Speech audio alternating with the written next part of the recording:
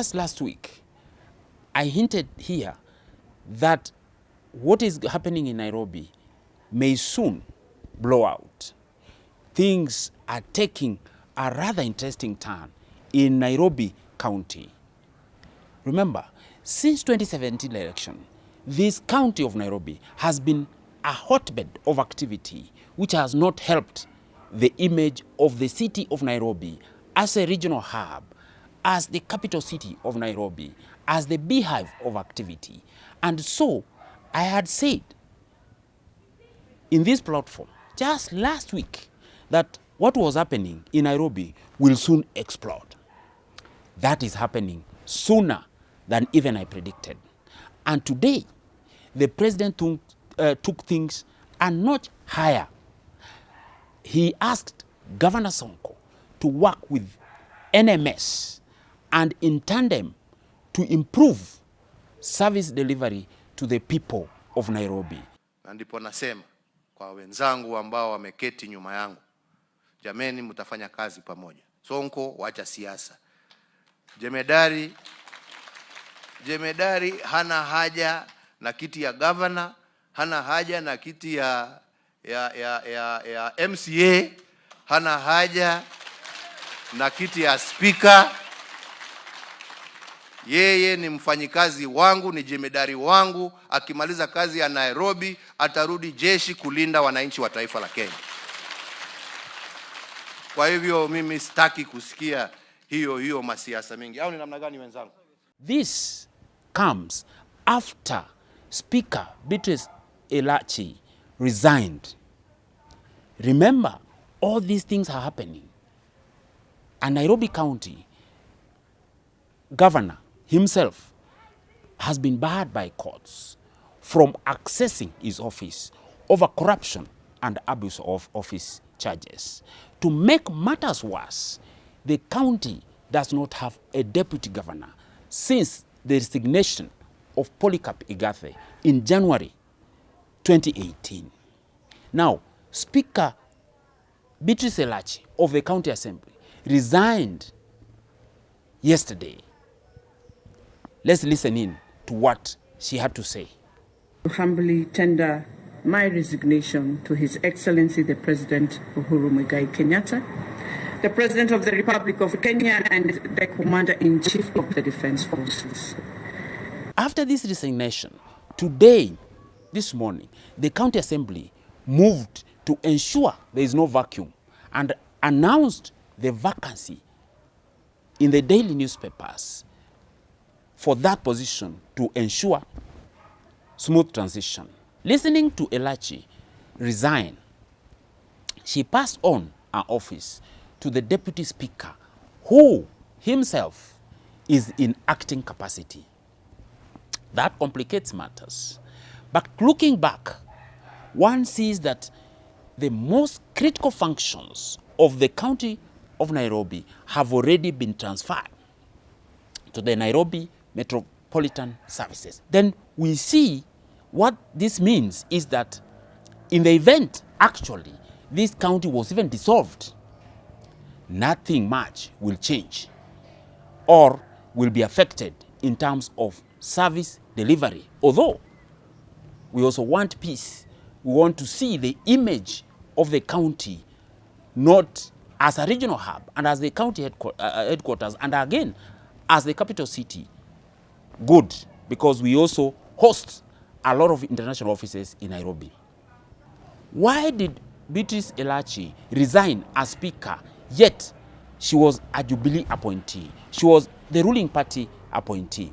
One, it is important to note that in her resignation, she thanked the president in her letter, which again was sent to the president himself and not to the clerk of the county assembly, because she is an employee of the county assembly. Two, she appointed John Kamangu, who is the acting deputy speaker, to act and the clerk without having those kind of powers.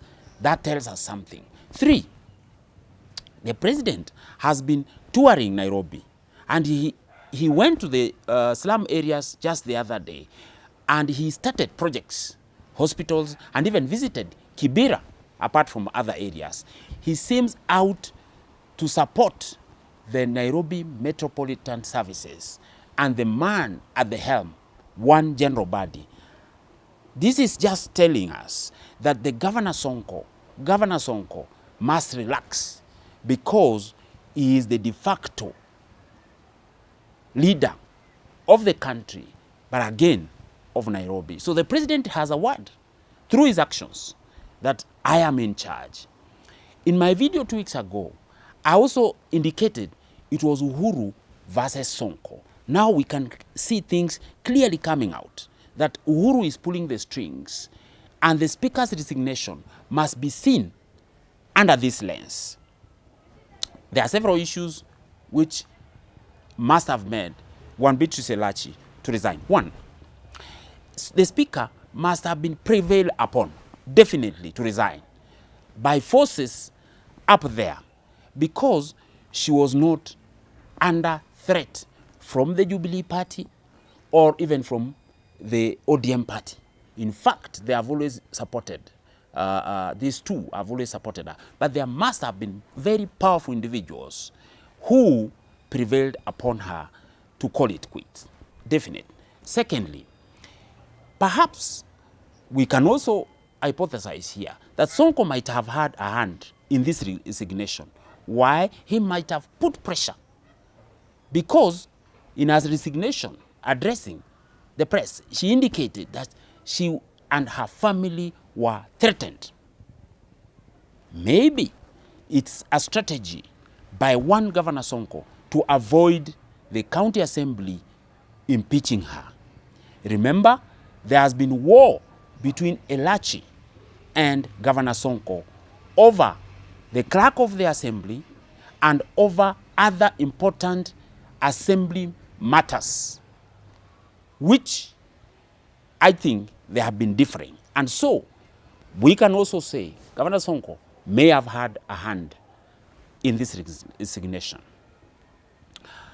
Number 3, it is also important to know that because of the disorganization and issues which have been in this county, perhaps President Uhuru Kenyatta and Raila Odinga may be keen on dissolving the county government of Nairobi. It can, actually, the president can, and is empowered constitutionally, to suspend the county for 90 days. And that is very legal. And all these activities are enough grounds to paint Nairobi in bad light. No governor, no deputy governor, no speaker, functions transferred, and all that. That is enough ground. That is number 3. Number 4, perhaps Beatrice Elachi herself has seen it fit to call it quits, to prepare and focus on becoming a member of parliament in the Great North, because I know she has interest there. And perhaps she has seen that going on with her duty as the speaker will spoil and waste her time instead of focusing on the Great North seat, knowing too well that there is a possibility that the holder of that seat, one Simba Arati, may actually be leaving to run for governor in Kisii or elsewhere. And so strategically, she is placing herself in the right place to be found and campaign for that seat.